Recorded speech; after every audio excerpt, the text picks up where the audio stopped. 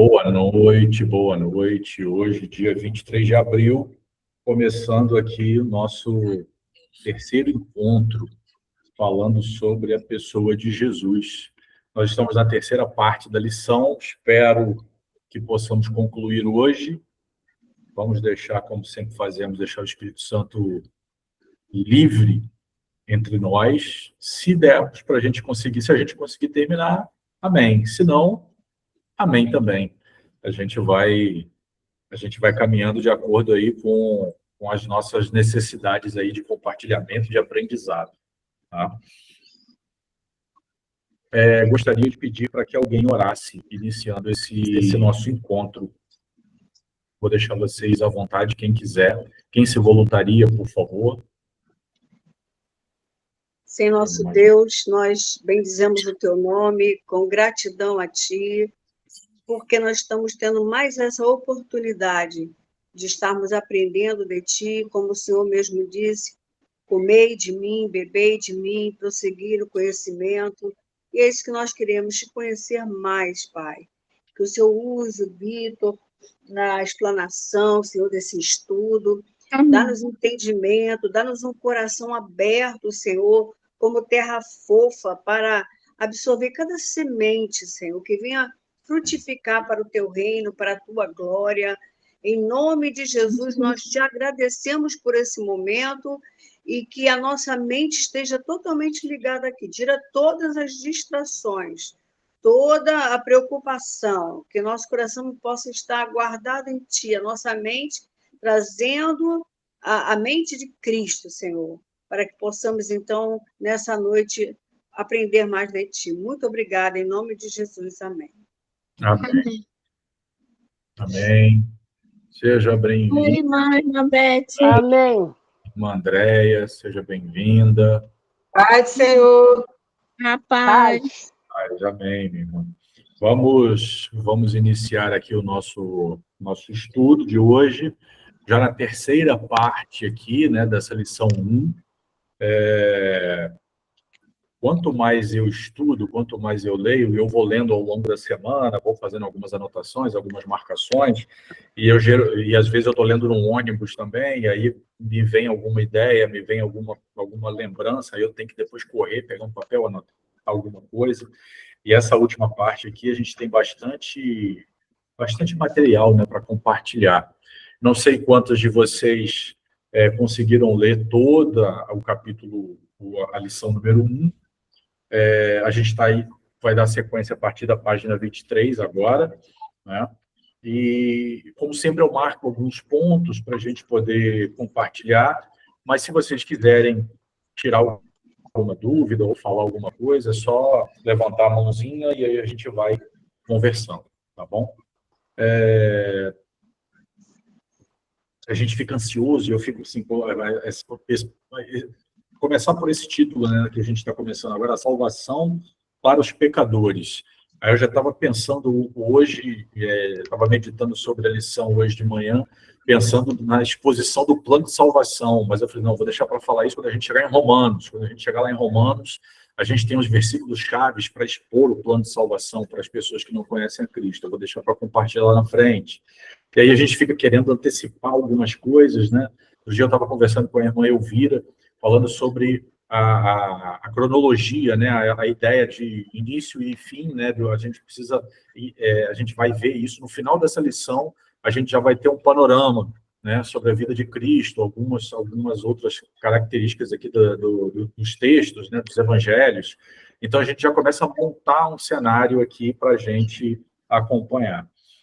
E ainda sobre essa questão de salvação, né, o autor aqui do estudo, ele coloca que nas parábolas, isso estou falando já na página 24, nas parábolas, a aceitação dos pecadores é a busca de Deus pelo perdido. Nas parábolas, a aceitação dos pecadores e a busca de Deus pelos perdidos tem um lugar muito importante. Entendam que a busca de Deus pelo pecador, não pelo pecado. Deus ama o pecador, mas não o pecado, né? Sabemos disso, repetimos isso diversas vezes. E nas parábolas, a gente conseguiu perceber isso até aqui, né? Quando a gente fez essa abordagem aí até na semana passada.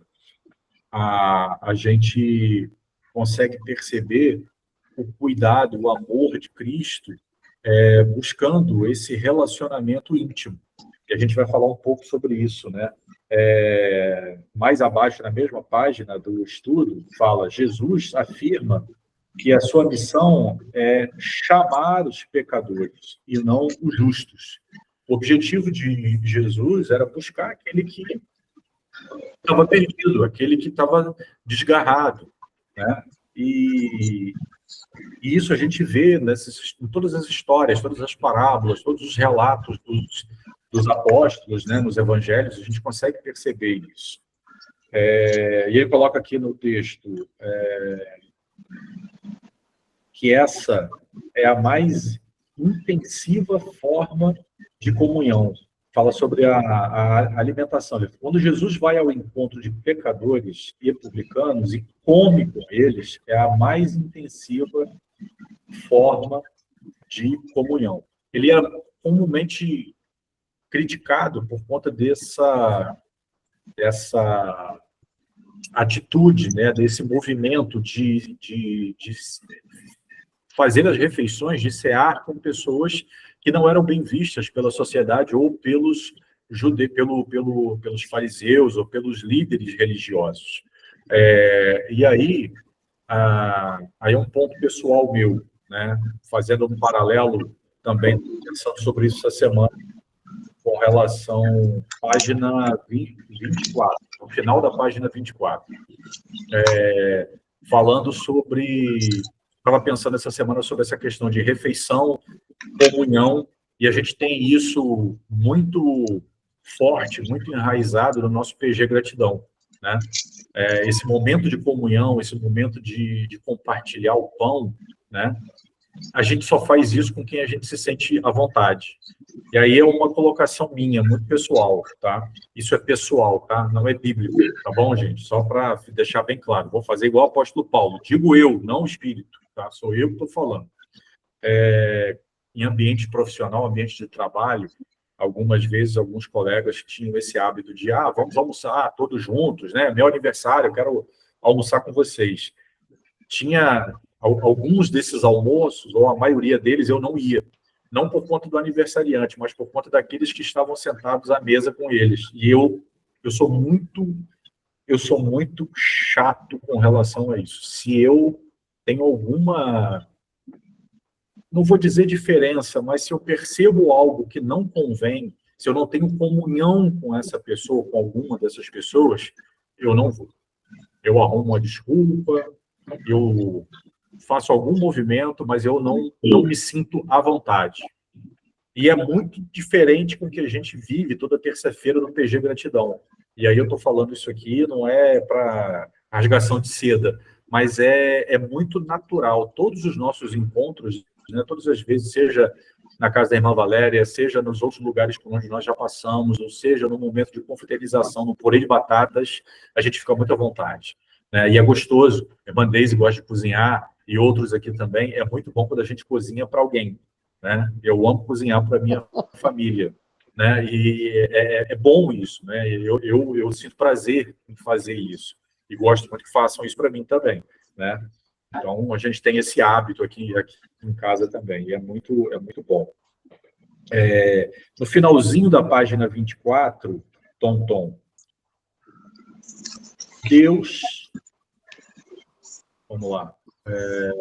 Para uma comunhão com Deus, e mostra que também para eles o reino de Deus está perto. Ou seja, também eles receberão a salvação. Então, essa questão da comunhão, quando Jesus ia e comia com eles, também era também uma maneira dele sinalizar, dele indicar que o reino de Deus estava próximo para eles, ou seja, a salvação havia chegado naquele lugar. Jesus tem interesse, e tem ainda, porque ele deseja salvar, né, todos. E um dos caminhos, e aí fica uma dica para a gente, que é sabiamente utilizada aí na questão aí do coquetel dos protegidos, por exemplo, né? São recursos, né? Gastronômicos utilizados para você atrair quem você tem uma certa preocupação, você quer ter perto, você quer que Cristo salve essas pessoas também. E nada melhor do que fazer isso num momento de comunhão, né? Até aqui tudo bem? Posso seguir? Alguém quer falar alguma coisa? Eu posso? Sempre. Acho muito legal, maravilhoso, porque Jesus ele estava sempre falando com os pecadores, né? Que foi ali o alvo, porque ele veio buscar quem havia se perdido. E aí tinha sempre um escriba e fariseu que ficava ali só para ver erro. Quando no capítulo 15 de Lucas tem uma sequência de 3 parábolas em que vai acontecer a mesma coisa. É a parábola da ovelha perdida, é a parábola da dracma perdida e a parábola na sequência do filho perdido. Depois vocês lendo, observa que todas essas parábolas vão seguir o mesmo ritmo. Algo se perde, alguém sai para buscar e quando encontra faz festa. Foi assim com cada uma. Quando a ovelha se perdeu, observa que foi lá buscar, ainda que era uma, depois, quando encontra faz festa. Da mesma forma, a dracma, algo que se perde. Porque, na verdade, esse é o evangelho da salvação. É buscar aquele que se perdeu e a alegria quando se encontra aquilo que se perdeu. Uhum. Amém. É isso aí. E a Bíblia diz que há festa no céu, a alegria do céu, quando um pecador se converte, né? Então, imagina quanto mais de um, né? Quando a conversão de mais de uma pessoa. Mas Deus se importa individualmente. E essa questão do é porque nós somos indivíduos. A preocupação de Deus, o objetivo, é lógico que é a salvação da humanidade. Mas ele nos vê como indivíduos também, né? E quando a gente chegar lá em João 3, no Evangelho de João, a gente pode voltar nesse ponto, mas eu me lembro de algumas histórias de pessoas que conseguiram enxergar algo que às vezes a gente não percebe, né? E uma dessas histórias que eu ouvi há muitos anos, e é muito pertinente, né? João 3,16. O nosso nome está nesse versículo. Então, se alguém falou assim, meu nome não está na Bíblia, está, o nome de você está na Bíblia. Você sabia, Antonielli, que o seu nome está na Bíblia? O seu nome é diferente, mas o seu nome está na Bíblia, né? João 3,16 diz, porque Deus amou a Antonielli de tal maneira que deu o seu Filho unigênito para que Antonielli, que nele crê, não pereça, mas tenha vida eterna.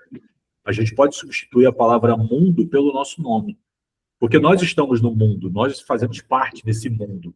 Então, somos especiais, somos importantes, né? Então, uma dracma que se perde, uma ovelha que se perde, um filho que se perde, mas que é encontrado, né? É alegria. É isso aí. Obrigado, irmã Deise. Página 25. Aí a gente entra agora nos seguidores de Jesus, né? Nessa parte aí. A gente vai seguir como fizemos na semana passada, e eu acho que a dinâmica ficou melhor, a gente vai ler algumas partes do estudo, não vamos nos deter nos exercícios, depois eu vou colocar lá as respostas oficiais do exercício, né, no grupo. Se alguém tiver alguma dúvida, pode perguntar, pode compartilhar, mas acho que a gente ganha velocidade dessa forma. E aí ele faz uma pergunta, né, sobre seguidores de Jesus, ele coloca aí uma atividade. Essa atividade também ela não tem uma resposta, é uma pergunta, a resposta é meio que pessoal, mas ele coloca aí 5 textos, e pergunta o que significa seguir a Cristo, né? Não sei se alguém fez essa atividade, se não fez, faça depois. E aí, logo a seguir, vem a resposta, né? Quem seguia Jesus? É possível distinguir 3 grupos de seguidores de Jesus. O grupo dos 12 discípulos, um grupo mais amplo de seguidores, entre os quais também haviam mulheres, e o grupo e as grandes multidões. E por falar em mulheres, agora não estamos somente mulheres aqui, né? Tem o Aldemar também já chegou. Muito tempo que eu não te vejo, Aldemar, estava com saudade de você. Graças a Deus você está aqui. Falando muito tempo que eu não vejo, porque hoje de manhã a gente fez foto e vídeo de um imóvel no Meia. Tá? Por isso que eu falei que tem muito tempo que eu não vejo. Eu vi hoje de manhã, passei boa parte do dia com ele hoje. E aí a gente entra aí, ponto a ponto, cada grupo, né? Os 12 discípulos. E aí vou falar um pouquinho sobre algumas coisas. 12 dos seus seguidores eram chamados de discípulos. E discípulo, literalmente, significa aprendiz, aluno. Né? Eles foram escolhidos por Jesus. E aí eu quero parar aqui um pouquinho. A gente vai ver daqui a pouco quem eram esses 12. Mas isso aqui é muito importante. E às vezes a gente passa por cima de alguns textos e a gente não percebe. Quem escolheu os discípulos? Jesus. Né? E a gente vai descobrir quem eram esses discípulos daqui a pouco. E aí, é lógico que ele, sendo Deus, ele sabe todas as coisas. E numa linha de tempo, para a gente, né, os seres humanos, ele sabia o que ia acontecer no futuro. Né? Mas eles foram escolhidos por Jesus. Não foram eles que escolheram Jesus. Jesus os escolheu. Porque ele foi parando e foi chamando. Siga-me, venham comigo. E isso é uma das características do seguir. É você andar junto, é você andar após ou lado a lado. Né? É você caminhar junto. E aí ele fala aqui, né, escolhidos por Jesus para ficar mais próximos. Exceto Judas, né, que mais tarde eles foram chamados apóstolos. E aí apóstolo, literalmente, significa enviado. Então, qual era o objetivo de Cristo, de Jesus? Né? Chamar para que seguissem, para que ficassem mais próximos, para que caminhassem com eles, e depois eles foram enviados para propagar essa palavra, esses ensinamentos. Então, aí hoje, e aí é uma opinião minha também, deixa eu ver aqui na próxima página, isso. A gente vê alguns líderes se autodenominando apóstolos. Né? E aí eu fiz algumas anotações aqui.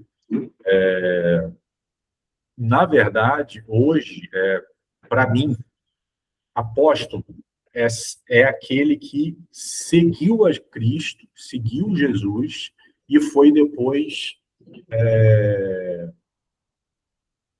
enviado para propagar essas boas novas, esse evangelho. Tá? Então, para mim, só existiram 12 apóstolos. Isso aí também é uma opinião pessoal minha. Tá? Hoje a gente vê alguns líderes se autodenominando apóstolos. Isso, para mim, não soa bem aos meus ouvidos, mas isso é uma opinião minha também. Tá? Porque eu entendo que apóstolo é aquele que seguiu lá, que conheceu Jesus e seguiu Jesus pessoalmente. A única exceção que não seguiu a Jesus enquanto Jesus estava antes da ressurreição foi Paulo. Mas Paulo viu Jesus na estrada para Damasco. E ele mesmo se coloca como apóstolo dos gentios. Então, os 12 e Paulo são considerados, na minha opinião, apóstolos. Os demais são discípulos. E aí a gente pode se colocar também nessa categoria de discípulo, de seguidor, de aluno, de aprendiz, como vocês quiserem utilizar a expressão. Tá? Apóstolo significa enviado ou mensageiro, né, no grego. Seguindo adiante, Elvira, pode falar, por favor. Não estou te ouvindo, o microfone está fechado. Eu não estamos. nos dias de hoje são os missionários? Então, missionário aí já é também, a expressão ela já se refere àquele que vai para uma missão de evangelismo ou de plantação de igreja, tá? É aquele que é enviado para um lugar onde não há uma congregação de crentes, de servos de Jesus. Ele vai pregar para aqueles que não conhecem a palavra. É uma outra expressão. O que o autor do estudo ele fala sobre apóstolo, aí ele está fazendo uma diferença entre discípulo e apóstolo. E os 12 começaram com o status, vamos botar assim, de discípulo, de aprendiz, de aluno, e depois eles evoluem para um status de apóstolo, que é aquele que já foi treinado, capacitado, e ele vai pregar essas boas novas para o povo naquela região ali, né? Como a gente vê lá na grande comissão que Jesus faz em Mateus capítulo 28. Hoje, o que eu estou me referindo são a líderes de algumas igrejas que se autodenominam apóstolos, tá? O que, de uma maneira clássica, a gente ouvia muito falar sobre pastor, né? Alguns começaram a se colocar com essa nomenclatura de apóstolos. Mas eu não os julgo, não vou colocar aqui apontar dedo que não possam ser chamados assim, me soa aos ouvidos, não me agrada muito, porque, para mim, apóstolo é aquele que caminhou junto com Cristo, conheceu Jesus pessoalmente e foi enviado para pregar essas boas novas. Então, hoje a gente tem, né, pastores, a gente tem missionários, a gente tem presbíteros, tem algumas igrejas que usam essa expressão, a Igreja Católica usa padre, bispo, algumas igrejas evangélicas usam essa expressão de bispo também. Aí são nomenclaturas para um líder, né? É uma liderança local. E aí fica a critério de cada um, tá? Mas eu acho que o apóstolo ele é uma expressão mais específica para aquele que foi discípulo pessoalmente de Cristo, tá bom? Passado, né? Isso, Oi, irmã Valéria. É isso que eu ia perguntar, o que vem a ser o bispo?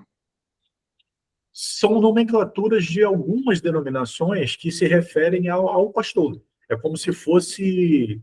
Algumas igrejas evangélicas fazem isso, mas na Igreja Católica, por exemplo, você tem uma hierarquia, tá? De padre, bispo, arcebispo, e aí são nomenclaturas para designar funções específicas dentro daquela religião, dentro daquela doutrina.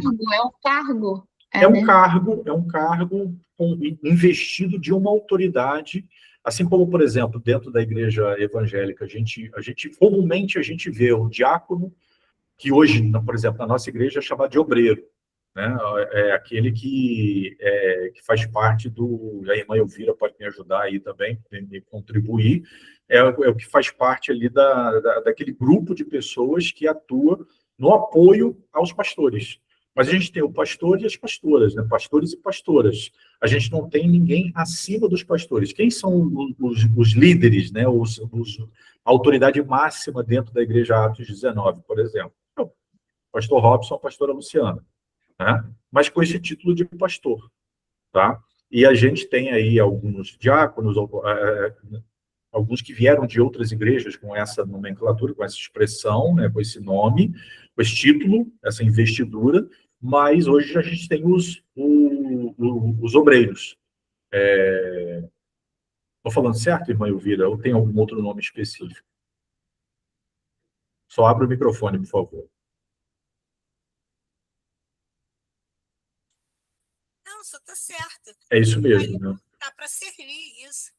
Então, é porque o diácono, aí só complementando, deixa o teu microfone aberto que eu gosto de ouvir tua voz. O diácono, a palavra diácono, ela tem essa relação com serviço, né? Ele é alguém que está ali para apoio ao corpo pastoral, que é o que o obreiro faz. Então, assim, são nomes que hoje em dia se modernizam, vamos colocar dessa forma, mas se referem às mesmas funções ou funções paralelas, tá?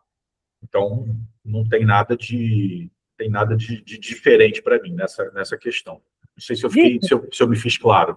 Oi. Então, eu entrei atrasada, fiquei enrolada aqui meio que para entrar, mas deu certo a função. Estamos na página 26. Tá, mas olha só, eu Tô peguei olhando. a parte do... eu peguei a parte do apóstolo e tal, mas dizem que o apóstolo, porque as igrejas apostólicas têm o apóstolo. Já a gente, assembleanos, o batista, não tem, né? Então, são nomes, são nomenclaturas, tá? As igrejas apostólicas, porque aí entra a questão, uma das definições é o modo de ministério, tá? Aí eles se autodenominam apóstolos, mas é um pastor, é o líder daquela congregação, daquele grupo de pessoas, daquela igreja, entendeu? Então, a igreja apostólica, ela tem apóstolo e tem pastores. Ela não tem bispo, não tem evangelista. A hierarquia ali seria o apóstolo é a autoridade máxima, que geralmente é o líder daquela igreja, e você tem os pastores que apoiam o apóstolo, e você tem aí os diáconos ou obreiros, ou às vezes você tem até o diácono e o obreiro, mas você tem uma escala, né, de serviço, né, vamos colocar assim. E o apóstolo, porque a Valéria, eu escutei a Valéria perguntar qual é o serviço do bispo e tal, e o serviço porque Paulo foi nomeado como apóstolo, né? E o serviço do Paulo era abrir igrejas, não é isso? Ele abria onde ele pisava a planta do pé, ele abria igrejas. Sim, ele e todos os outros discípulos também plantaram igrejas, não foi só ele. Não só foi ele, mas assim, no contexto de apóstolo, Paulo, onde ele pisava, claro que ele levava os seus discípulos, né? Ele levava os seus seguidores. Seus apoiadores. Os seus seguidores, apoiadores. No caso de Paulo, você está falando, né?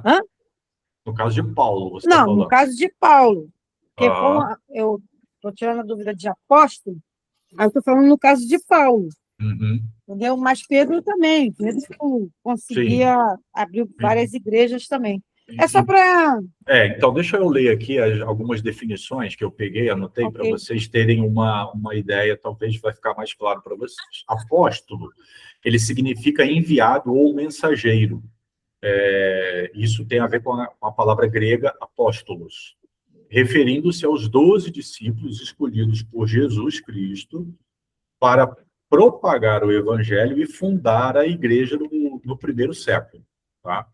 Eles foram testemunhas da ressurreição e possuíam autoridade para estabelecer a doutrina cristã. Então, essa é a visão, essa é a definição clássica de apóstolo. Tá?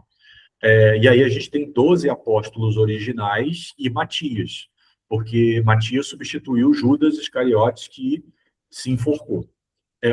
O apóstolo Paulo, ele é chamado de apóstolo dos gentios e ele é reconhecido dessa forma por sua conversão e a missão posterior que ele teve, porque ele teve um encontro com Cristo, apesar dele não ter, e ele fala sobre isso, eu vi a Jesus, ele viu Jesus, e ele foi investido por essa autoridade do próprio Jesus sobre ele. E por isso ele se denomina apóstolo. E aí o termo pararia aí. Hoje, aí você tem realmente as igrejas apostólicas. Então, o apostolado hoje, aí você tem uma perspectiva contemporânea. Algumas igrejas evangélicas e pentecostais utilizam o apóstolo hoje para líderes com funções pioneiras ou de governo, embora sem a mesma autoridade doutrinária do apóstolo bíblico, tá? Mas é justamente isso, é uma igreja que tem essa missão apostólica de propagar de propagar a palavra ou de disseminar o evangelho. Só que todos nós temos essa responsabilidade, todos nós fomos chamados para isso.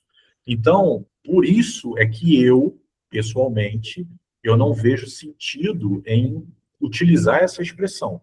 Mas cada um foi chamado, o apóstolo Paulo fala isso lá em 1 Coríntios, cada um recebeu um dom, e alguns receberam dons para apóstolos. Eu entendo, continuo entendendo que esse dom de apóstolo são aqueles que foram capacitados para isso ali no primeiro século. Mas eu não vou apontar o dedo para o pastor ou para o líder de uma igreja hoje apostólica, ou autodenominada apostólica, que se coloca com essa função de apóstolo, tá? Mas são nomes, são nomenclaturas, são cargos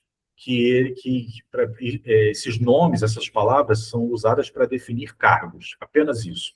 E funções específicas dentro de cada igreja. Tá bom? Tá bom. Vamos, se tiver alguma outra dúvida ainda, a gente segue. O meu objetivo é deixar claro para vocês. Não, tá claro. Vamos seguir, então. Temos aqui um quadro. Esse quadro vocês podem preencher depois, na página 26, sobre os discípulos. E aí a gente tem aqui, e a ideia é realmente cada um escrever aquilo que cada um acha ou cada um conhece sobre os discípulos. E aí temos os 12 aqui. Né? Então, se eu falar para vocês sobre Simão Pedro, cada um de vocês vai dar uma definição ou vai apontar uma característica específica para ele. E assim como para os demais. O que eu quero... A irmã Andréia escreveu pra caramba. Hã? A irmã Andréia escreveu. O André está afiada ali. O que a irmã, já que a irmã preencheu esse quadro, o que a irmã escreveu para Simão, o nacionalista? Nacionalista? Eu botei que ele era Simão, também conhecido como Zelote, né? Uhum. Que quer dizer zeloso. Ele era muito zeloso. Ele era contra Roma, patriótico, fervoroso. Ele era bem esquentadinho. Ele era um terrorista. É isso. Zelote era um grupo de terroristas. A gente vai ver isso. Era um revoltado. É isso que eu falei, ele é meio revoltadinho. A gente vai ver isso aqui daqui a pouquinho. E aí a gente tem... Aí você vê, vamos lembrar lá que Jesus escolheu esses 12 caras aqui, né? Pedro traiu Jesus. João era muito amoroso, era muito carinhoso, gostava de ficar perto de Jesus. Mateus era cobrador de imposto. Tomé tinha as suas dúvidas até um determinado momento, né? Simão Zelote, ele era terrorista. Judas Iscariotes traiu Jesus. Ele sabia que Judas ia trair, né? Bartolomeu, que também é chamado de... Qual era o outro nome de Bartolomeu? Alguém lembra? Não. Não? Bartolomeu? Lembra, não? Bartolomeu eu botei aqui. É o Natanael. Natanael, muito bem. E João e Tiago eram irmãos, né? A gente tem o Tiago menor, que é o Tiago, filho de Alfeu, né? Tadeu aí, que é Judas Tadeu, tinham 2 Judas aí, né? Judas Tadeu e Judas Iscariotes. E aí a gente pega aí características específicas de cada um. Mas Jesus escolheu todos eles. E graças a Deus, graças a Cristo, ele escolheu a nós também, né? Graças a Jesus por ter nos escolhido. Irmã Valéria, pode falar? Eu gosto muito de escutar, não sei se vocês gostam, eu gosto de ouvir muita gente, estudiosos, né? Eu gosto muito do Rodrigo Silva, que ele é arqueólogo e estudioso, né, profundo. Sim. Ele falou que os discípulos eram muito jovens. Provavelmente. Bem jovens, né? Sim. Talvez só Pedro era o mais velho, porque já era casado. Pedro tinha uma sogra. Alguns dizem até que Pedro negou Jesus 3 vezes, porque Jesus curou a sogra dele. Não tem nada a ver isso. A gente sabe que é uma piada sem graça. Mas ele era o único, ele era o único casado, porque todos os outros, muito provavelmente, eram bem jovens. Realmente. A sogra já sofria naquela época. Aí eu Pois é, escutei, não foi não, porque ela foi curada. Jesus curou a sogra dele, né? aí eu escutei até ele dizendo que uma das provas que o evangelho é verdadeiro, que Jesus ressuscitou, é o fato da mudança drástica depois que Jesus ressuscitou do comportamento deles, porque eles eram um era um era doido, era atacado, o outro era assim. Depois que Jesus viu e teve o encontro depois da ressurreição, eles tiveram uma mudança radical, né? Sim, Eu sim. acho isso, foi muito interessante isso. A gente vai ver isso quando a gente dá o livro de Atos, né? A gente dá Atos dos Apóstolos, a gente vai conseguir entender isso muito mais na prática. Mas tem um livro que eu li há bastante tempo, de vez em quando eu pego ele para dar uma folheada, e chama Temperamentos Transformados. Ele é uma análise dos 4 temperamentos, né? E um dos temperamentos, que é o sanguíneo, o autor do livro ele faz paralelo com 4 personagens bíblicos, e 2 do Velho Testamento e 2 do Novo Testamento. Os 2 temperamentos, sanguíneo, ele associa Pedro, e o colérico ele associa Paulo. E é interessante porque ele analisa as características desse temperamento nos textos bíblicos antes da conversão e após a conversão. Porque a gente entende que Pedro se converteu após a ressurreição de Cristo. Pedro não se converteu antes. Eles seguiram Jesus, mas a conversão, a mudança de chave, ela acontece depois da ressurreição. E aí a gente consegue identificar mudanças muito visíveis, né, na personalidade deles, né, no temperamento, no caso, desses personagens. É um livro legal de se procurar para ler. Você pode ler os temperamentos isoladamente um do outro. Tem um teste. Como é o nome? Temperamento? Temperamentos Transformados. O autor é o Tim LaHaye. Timlah, acho que Hayey, ou YE, alguma coisa assim.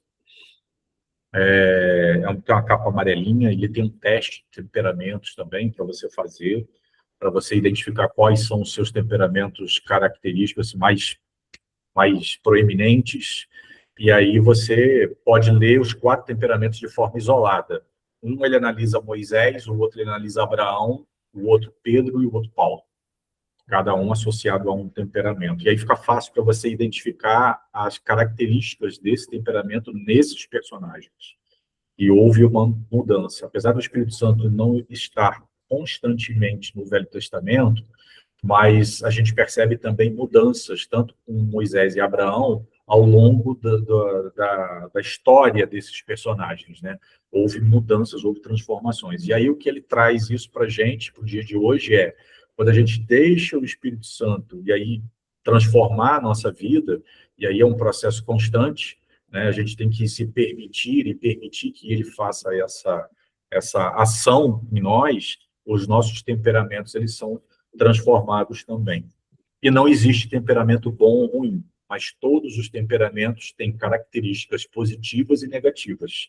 O que o Espírito Santo faz é suprimir as características negativas e exaltar ou aumentar as características positivas.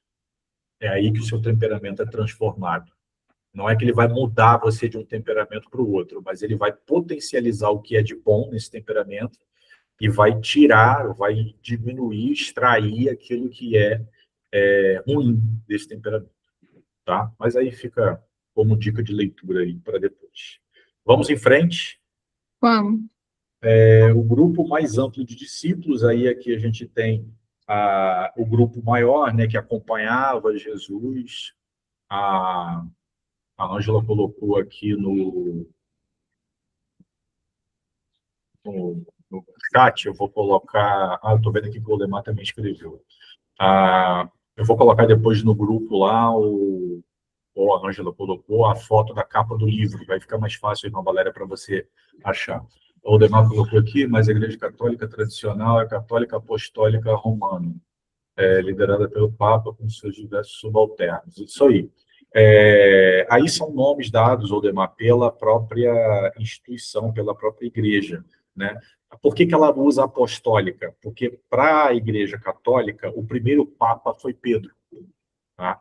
E Pedro foi um apóstolo, por isso que ela utiliza esse nome, resumidamente, tá? Igreja Católica, católica significa universal, mundial. A gente já viu algumas igrejas por aí, né, com esse nome, né? Então, quando a gente vê aí uma igreja universal, uma igreja mundial, é a mesma coisa que dizer que uma igreja católica, tá? Apostólica e romana, porque foi fundada em Roma, tá? E aí existe essa tradição católica romana de que o Pedro foi o primeiro papa.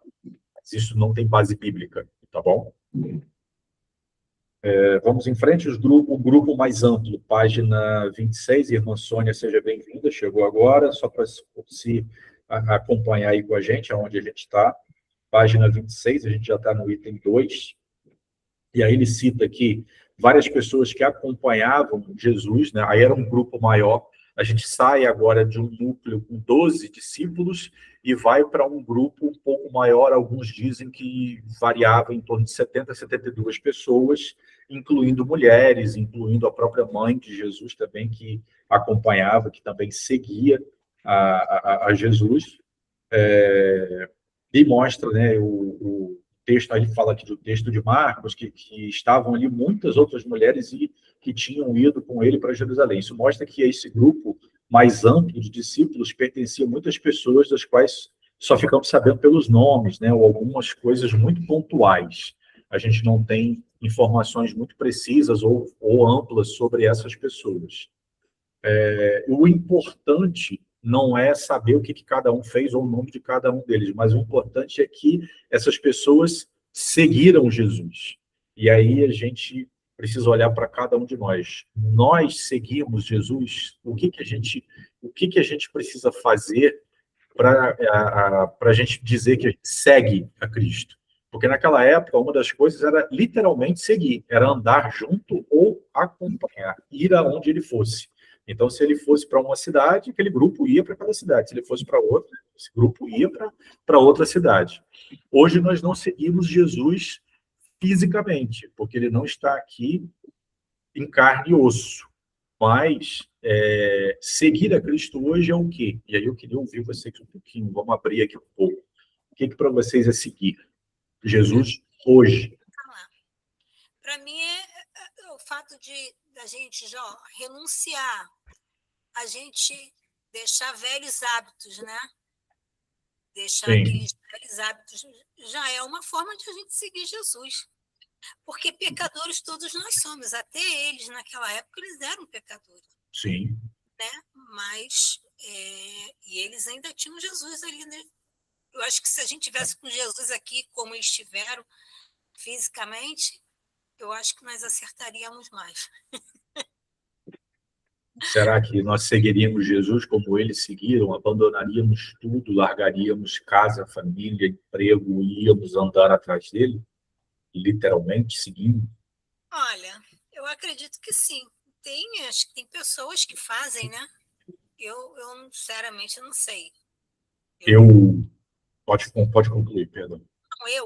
Eu não sei se eu seguiria nesse nível, entendeu? Mas já renunciar, jogar aquela velha, porque ainda tem um pouco da velha eu vir aqui, mas Todos nós temos. Todos nós temos, isso aí. Não deveríamos ter, mas temos, infelizmente. É a luta constante entre carne e espírito. Mas tem hora que eu não consigo nem controlar, mas amém. Fazer o quê? Né?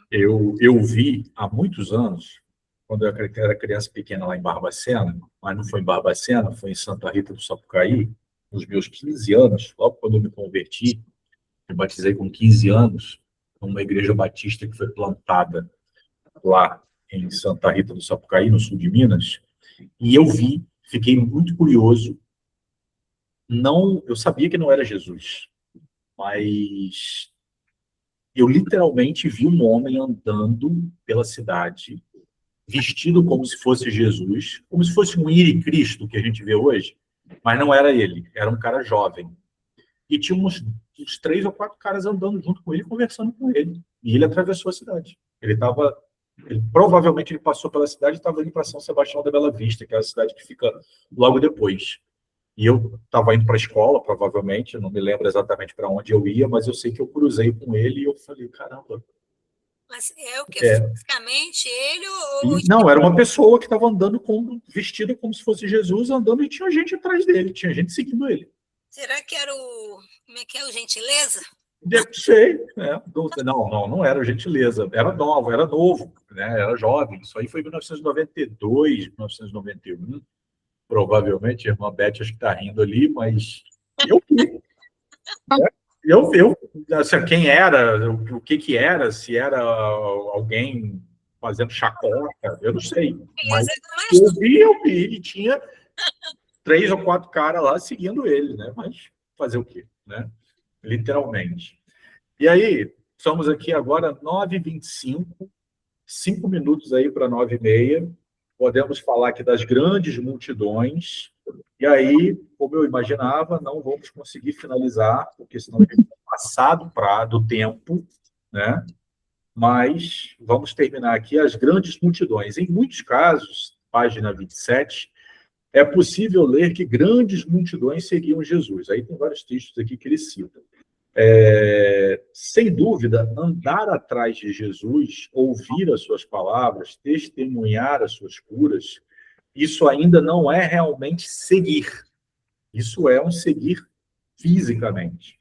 O que Jesus entende por seguir fica claro em Mateus 8, 19 e 22, Lucas 18, dos versos 18 a 22. Você já estudou essas passagens. Não é apenas acompanhar, mas Jesus chama a pessoa para que mude de vida. E é isso que a irmã Elvira estava falando, é o que a gente estava conversando agora há pouco. E viva uma mudança, mude de vida, e viva essa mudança, e isso choca aqueles que o seguem na multidão. Em Marcos 8, 34 e 38, Jesus demonstra que segui-lo envolve sofrimento. Só concluir aqui, irmã Deise. Para Jesus, o importante não era ser reconhecido pelo grupo, mas sim pelas pessoas. Seguir Jesus, antes de tudo, envolve conversão e mudança de vida individual. Pois não, irmã Deise? Abra o microfone, por favor. Também gostamos de ouvir a sua voz. Deus ele vai se revelando, a Bíblia fala que Deus ele vai se revelando através dos profetas, através de histórias da vida dos homens, em todo o Antigo Testamento. Quando chega no Novo Testamento, o verbo se faz carne, e aí mostra a essência de Deus, que é Jesus. Mas aí, voltando no que o Vitor está falando, no Antigo Testamento, a Bíblia fala que teve um homem que andou com Jesus. Com Deus. Com Deus. Enoque. E depois nunca mais viu. Aí tinha uma vez uma pregação de um pastor, achei tão interessante a ilustração, que ele conta que é como se Deus estivesse caminhando, porque Deus no Jardim do Éden, ele já gostava de andar e já gostava de se revelar para Adão e Eva. Ele gosta de revelar quem ele é. E ele fala assim, aquele que tem meus mandamentos e os guarda, esse é o que me ama. Quando você guarda, você entra naquela forma. Então, conta, esse pastor falava que é como se Enoque estivesse andando, e ele andava tanto com Deus, ele ouvia tanto Deus, ele entrando tanto na forma de Deus, e de tanto andar com Deus, Deus chegou um dia para ele e falou assim, olha só, vem para aqui, para minha casa, que você ficou muito longe da terra, você já está pertinho da minha casa. E ele foi arrebatado, nunca mais ninguém viu Enoque. Por quê? Porque andar com Deus, diferente de muitos que queriam seguir Jesus por causa dos pães, dos peixes, por causa dos milagres, mas aquele que segue, realmente, ele vai entrando na forma e, na verdade, seguir Jesus é a morte do ego. Já estou É o que ele fala aqui. Já estou crucificado com Cristo, eu já não vivo mais. Ele vive em mim. Então, andar e seguir Jesus é morrer para você, é a morte do ego. E viver para ele. E aí a gente começa a pensar, eu vou deixar a pulga atrás da orelha de vocês, na verdade eu vou deixar um circo de pulgas atrás da orelha de vocês. Aqui na lição, ele fala sobre mudança de vida. Jesus demonstra que segui-lo envolve sofrimento. E ele fala que para essas pessoas seguir a Jesus, antes de tudo, envolve conversão e mudança de vida individual. E o que a gente ouve, às vezes,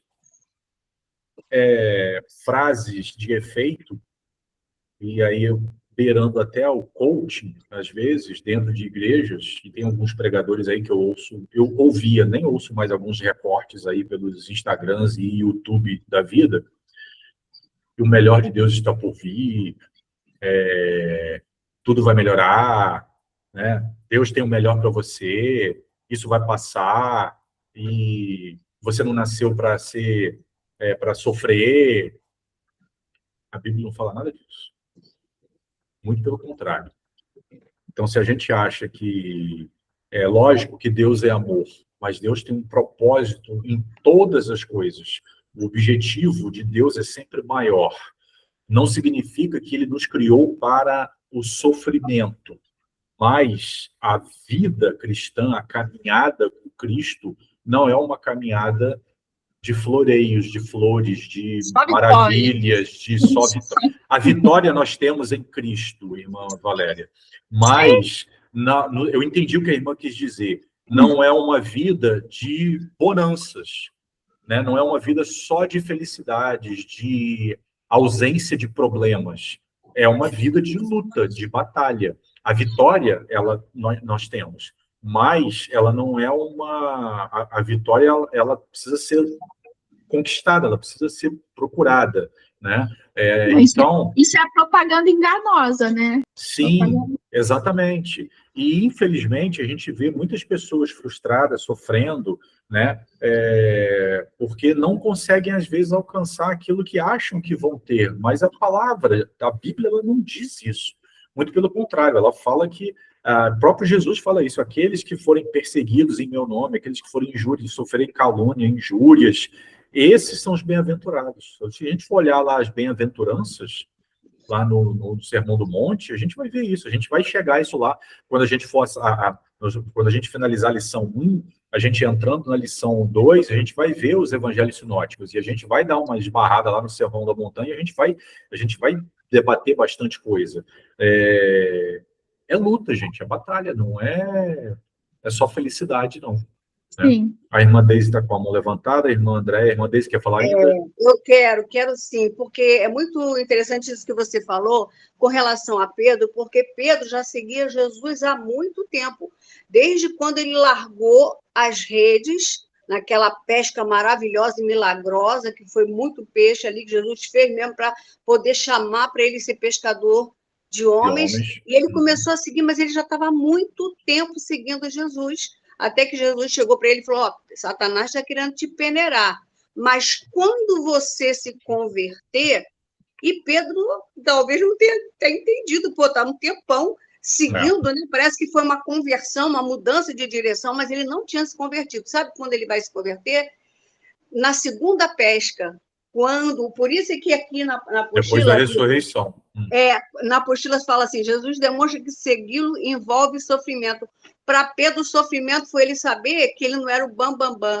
Eu jamais, todo mundo vai te negar. A Antonielle vai negar, a Elvira vai negar, eu jamais. Ali é que ele se converte, ele começa a olhar para dentro dele e ele começa a ver as limitações dele. A partir dali, quando vem também a descida do Espírito Santo ali, aí muda toda a história dele. Naquele diálogo dele, né, com Cristo, com Jesus, né, ressurreto, né, falando: Pedro, tu me amas, sim, eu te amo. Para mim, foi naquele momento ali, exatamente. Naquele diálogo ali, ele é muito profundo. Né, ali foi a conversão de Pedro. Naquele foi processo. Diferente. Foi um processo. Foi um processo. Mas se culminou. Né? Isso, a virada de chave foi depois da ressurreição de Jesus, com certeza. Porque na verdade, a conversão mesmo acontece quando a gente começa a olhar para dentro da gente, ver a nossa condição e olha para ele e vê quem ele é, né? Isso aí. Mesmo aconteceu com Paulo, né? Paulo, quando ele vê Jesus na estrada para Damasco, ele fica cego por 3 dias, se eu não me engano, né? E nesse período ele pode olhar só para um lugar, para dentro dele mesmo. Ele não pode olhar para mais lugar nenhum. Ele não pode ver nada. Ele só pode ver ele. E ele fica 3 dias olhando para dentro dele mesmo e vendo tudo que ele fez, até aquele momento ali. E aí essa é a conversão. É o que a irmã falou, é olhar para dentro. Né, Vitor? Imagina como foi doloroso, porque para Pedro foi doloroso negar Jesus. Né? Ele olhar e saber que ele não era o cara que ele achava, eu sei, eu sou. A Bíblia fala, confia no Senhor de todo o coração e não se apoie no teu entendimento. Ali, Pedro entendeu que ele não podia apoiar na própria capacidade dele. Até para amar Jesus eu dependo dele. Agora imagina, Vitor, para Paulo, que consentiu na morte de Estevão, né? Aquele momento, ali foi um momento de conversão mesmo, porque ele começou a olhar para dentro dele e ver que ele estava tudo errado. Ele achava que estava certo, mas estava fazendo tudo errado. De Estevão e de tantos outros, porque ele tinha autoridade autorização, né, para poder prender judeus, cristãos, nem matar. Né? E a gente vai ver aí no finalzinho da lição, quem não foi até lá, mas se você for olhar lá, naquele período, o imperador de Roma era Calígula. E a gente sabe, pela história, quantas atrocidades foram feitas, né? Naqueles períodos ali, no Coliseu, vários cristãos morrendo, devorados por leões e tudo mais. É aquilo ali. Paulo estava conivente com aquilo tudo, né? Não foi só Estevão, foi muito mais mesmo. Agora, levantar um bolão aí para as mulheres, né? Aqui na lição fala sobre várias pessoas que seguiram e fala a respeito das mulheres, e elas foram até o final, né? Porque na hora do pega pá capá, todo mundo meteu o pé, mas os homens correram, mas as mulheres ficaram. Exatamente. Oi, irmã Andréia. Só voltando um pouco, que Eclesiastes, ele mostra, né, os sofrimentos, o que vem para um, vem para outro, né, vem para o justo, vem para o ímpio, mas tudo vai ser a maneira com que a gente vai enfrentar tudo isso, né? Sim. A diferença está aí quando você tem a Cristo. O tipo de problema e como você vai enfrentar isso, né? Mas vem igual para todos, não adianta assim, se enganar, né? Exatamente. E cada um vai reagir de uma forma, porque somos pessoas diferentes. Alguns vão entender mais facilmente, outros vão precisar de mais algumas lições para poder fixar o aprendizado. Isso é pessoal, né? E eu vou falar uma coisa. Eu sempre, quando as coisas estão muito na maré mansa, eu desconfio. Porque crente não vive na maré mansa, não. Mas às vezes... Sempre... Sai da luta... Vem um refrigério, respira, depois vem outra batalha. Eu já fico ligada, porque se você está o tempo todo muito bem, tudo indo muito bem, pode olhar, tem alguma coisa aí, não é possível. Às vezes é Deus dando um refrigério, né, também, né? Por um momento. E daqui a pouco você está... pancadão também não, a gente também tem que ter um momento de refrigério. Mas é isso que eu estou falando para você. A gente toma uma pancada, vem aquele refrigério, né? Mas tudo tem um propósito nisso aí. E daqui a pouco, porque o crente está sempre na luta. Eu não vejo ninguém na maré mansa, não. Sempre tem alguma batalha. Por isso que tinha um hino assim, ó. Vento sopra e me balança para lá e para cá. Mas eu não caio, não. Não é olha aí. André pode... Não, Amém. Então, vamos parar aqui na página 27. Retomamos aí nesse ponto pessoas ao redor de Jesus, aí a gente vai seguir, aí a gente vai acabar essa lição número 1 na semana que vem, tá? Quem não leu, peço que leia, façam as atividades, vou colocar as respostas ali no grupo depois, e aí na semana que vem, na quinta-feira da semana que vem, a gente conclui a lição 1. Eu já vou mandar para vocês lá no grupo a lição 2, tá? Mas vamos finalizar a lição 1 na semana que vem. Semana que vem, dia 30, último dia do mês, e aí a gente finaliza no mês de abril a lição número 1, tá? Obrigado aí pela presença de vocês. Muito bom, muito bom. Muito obrigada. Continuar caminhando Irmão aí. Saudade do Toniele. Tá me ouvindo? Saudade É terça? da senhor vai Eu que enviar agradeço. Espera aí, Beth, deixa a irmã Beth não. falar. A irmã Beth quer falar. Oi, irmã Beth. O senhor vai enviar a lição? Vou mandar a lição 2 depois. Vou É, mandar lição logo da 2, né? semana. Isso, mas a gente, na semana que vem, vai finalizar 1 ainda. Mas já vou mandar a lição 2 para vocês, para quem quiser imprimir depois, aí já para poder adiantar, tá? Tá. Beth está melhor? Tá melhor, Beth? Se Graças a Deus. quem puder abrir a câmera, para eu poder só fazer a foto aqui, que eu não Tirar fiz o papel. ainda. Eu queria... Mas, se não, eu vou... Não tem problema. Ih, Só cara. vou fazer a... A Beth até se escondeu. Não, o troço caiu. O trem caiu aqui. Cadê a Ângela? A Ângela hoje não pode abrir a câmera, mas E está o irmão? acompanhando Tem um irmão, né? aqui. Irmão Demar aí, se ele puder abrir. Tem o Demar aí também. Tem mais alguém aí. Juntem a Ana Lígia, mas não tem problema, tá? Vou fazer a Gente, foto. eu posso falar rapidinho? Queria Pode. agradecer a Deus, que teve uma hora que eu fechei a câmera. Era meu filho Amém. que chegou passando mal, e quase que o carro jogou ele para o alto, ele na moto. A sorte, a moto dele segura bem e freou. Mas ele chegou aqui tão vermelho, que é o mais clarinho que eu tenho. Ele chegou aqui tão vermelho, passando mal, se ajoelhou aqui, eu parei para orar ele. Em agradecimento a Deus. Mas ele tá bem. Ele já tem um acidente de moto, uma operação no quadril. Meu Deus. Mas ele está bem. Então, não aconteceu nada. Daqui a pouco eu vou lá no quarto dele, que ele também ficou nervoso, né? Ele está vermelho, assustado. Fica assustado, né? É um susto grande. Porque ele já passou por dois períodos de cirurgia. Não, vamos orar aqui agradecendo pelo livramento e vamos aí para a irmã, para liberar todos também, a irmã poder dar atenção aí para ele. Tá bom? Tá. Oremos. Eterno Deus e Pai, nós te agradecemos mais uma vez pelo dia de hoje, nós te agradecemos mais uma vez porque o Senhor está aqui. Pai, obrigado, porque a tua palavra nos garante que aonde 2 ou 3 estiverem reunidos no teu nome, o Senhor está ali no meio deles, e o Senhor está aqui no nosso meio, mesmo estando cada um de nós numa casa, num cômodo diferente, mas o Senhor está aqui entre nós, e obrigado pelo teu Santo Espírito que habita em nós. Obrigado pela tua palavra, que foi compartilhada, pelos ensinamentos. Pai, nos dê cada vez mais amor, desejo de estudar, de crescer no conhecimento da tua palavra, mas não para ficarmos obesos intelectualmente ou espiritualmente, mas querendo, Pai, nós queremos viver o que temos aprendido.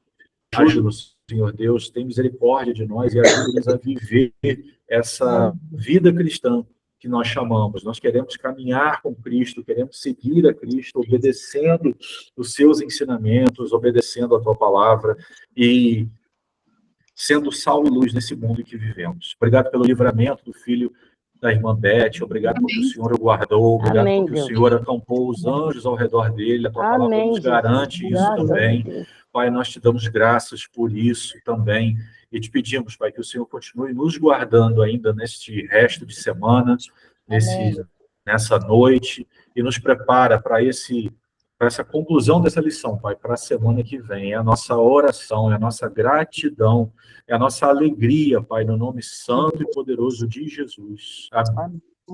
João, já acabou aí?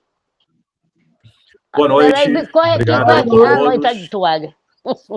Já tirou a foto? Tirou a foto, Vitor? Oi?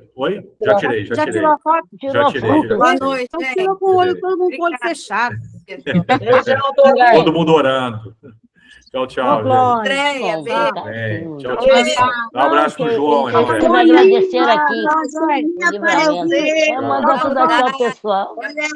Desculpa, tá, Vitor, que eu estava num outro compromisso que eu também não podia deixar de ir, mas queria perder a sua aula. Sem problema, a irmã é sempre bem-vinda. Depois eu vou compartilhar a gravação para quem chegou mais tarde, aí pode acompanhar, tá bom?